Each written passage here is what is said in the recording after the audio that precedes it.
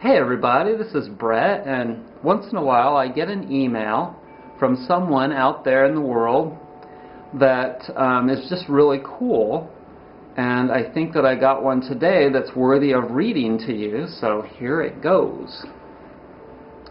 Brett, thank you for your amazing insights on so many subjects. You're welcome. You remind me of Dr. T.E. Terry, editor of the Farm Journal circa 1910. He gave great health and life coach advice to his 10 million rural subscribers and was wildly popular. Cool. My grandparents saved his writing and I read them as a child. I am an architect author who specializes in low-cost, affordable, ecologically sound homes. Cool. I may be calling you someday. I spent many of my younger years living abroad in remote, primitive societies. Like you, I am a devotee of squatting for proper elimination. In parentheses, Dr. Terry and my grandfather who raised me after my father died. I spent a couple of years on an archaeological dig off the coast of Yugoslavia, as well as several months at a self-sufficient commune in China, a Breton fishing village, and Frederick Hunterwasser's compound on North Island in New Zealand. Hunterwasser heavily promoted sawdust squatting toilets and returning human waste to the soil where it belongs. All of these various people ate a natural, primarily vegetarian diet. In every instance, except for Hunterwasser, they squatted to shit outside and returned the waste to the croplands. You mentioned that a healthy diet produces a firm stool with little necessity for wiping. None of the aforementioned used toilet paper. With a healthy vegetarian diet, there is little residue or odor, so there is no odor problem and no need to wipe. None of them do, including myself. Dr. Terry had extensive ideas on this subject, including that toilet paper is loaded with harmful chemicals and that our stool contains many desirable undigested trace elements which can be reabsorbed if one does not wipe. A pet peeve of mine, is that I have not purchased any paper for over 40 years. I hope this doesn't offend you. Now to my main point. The civilized world wrings its hands over the fact that 2/3 of the world's population lives without toilets and has to squat outside. Aside from pollution of water supplies, I think this is backward. The rural Chinese and Bretons are very healthy and do not share the silly Western shame at exposing the body or public defecation. Instead of trying to convert them, we should be trying to study them.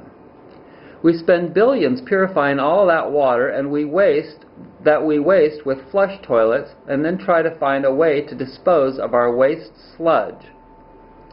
I read that if the Chinese and Indians used the same amount of paper as the Americans, the world would run out of trees in 16 years. A rambling letter on a snowbound day. Again, thank you for promoting healthy squatting and other helpful discussions. Alex. Okay, and then something else in the last email, because we had a few emails going back here. The brain wasn't... okay. Something else. My neighbor who lives in the woods in a camper slodged through the snowdrifts for a visit. This is him talking again. I showed him my email to you. I live in a cabin with no toilet and we both squat in the woods. Neither of us use underwear or toilet paper. Occasionally we get some skids in our jeans, but they dry and flake off harmlessly. American tourists freak out completely when they get stranded and find no toilet paper or privacy.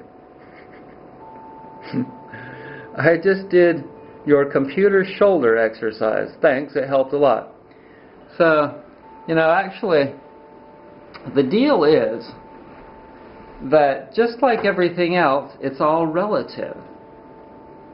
And when people don't eat a very clean diet, the cleaner the diet that you eat, the less you might need to wipe, because there's no residue left over.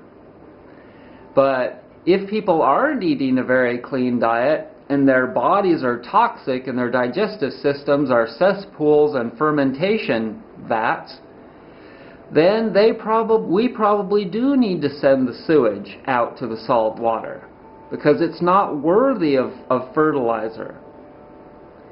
And so, like I said, it's just all kind of relative, but the obvious place to be is kind of somewhere in between. Okay, so there are people that don't have certain advantages that we have that actually are beneficial, like water, fresh water. And I personally like to take a crap in a nice warm place. But, there's so much to be done and said and learned, etc.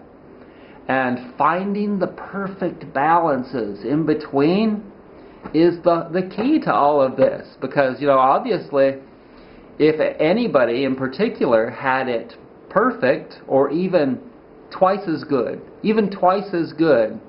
as anybody else, they'd be living to be a couple of 100 years old. And anybody that doesn't believe that it's possible for a human being to live that old is totally wrong. It's just impossible at this time in our evolution.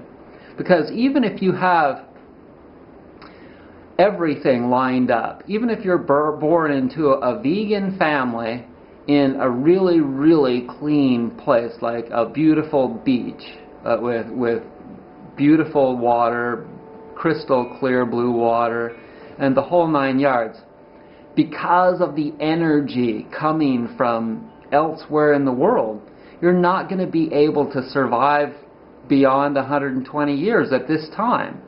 Because there are so many other things, like if you don't have UPS service coming to your house, you don't have the ability to get Chinese herbs or Indian herbs or spices or various other information from the internet is huge. There are so many things in a modern society that we benefit from that they don't in primitive societies.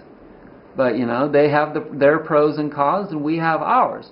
But being able to get the best of all worlds, that's the key. Getting the best of every aspect of this world will give us, at this time, even somebody like me that's been through hell could live to be 90 or 100 years old. We'll see. Anyways, thanks for joining me, and I hope you're well.